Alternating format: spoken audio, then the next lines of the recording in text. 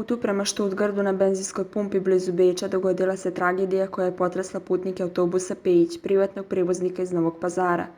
Putnica koja je krenula na put da bi posetila sina u Stuttgartu iznenada je preminula, ostavljajući za sobom tugu i neodgovorena pitanja.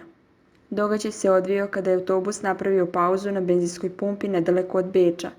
Prema svedočenju putnika, žena čiji identitet još uvijek nije otkriven upitala je dokle smo stigli, nakon čega je na vest da su blizu Beča izgubila svest i pala. Hitna medicinska pomoć je odmah pozvana, a na mesto događaja stigao je helikopter u pokušaju da joj pruži pomoć. Nažalost, uprkos brzoj reakciji i pokušajima reanimacije, život nesretne putnice nije bio moguće spasiti.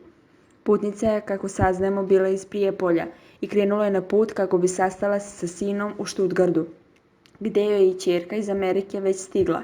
Njen iznenadni odlazak ostavio je duboki trag na sve prisutne, a posebno na članove njene porodice koji su je sa nestrpljenjem očekivali.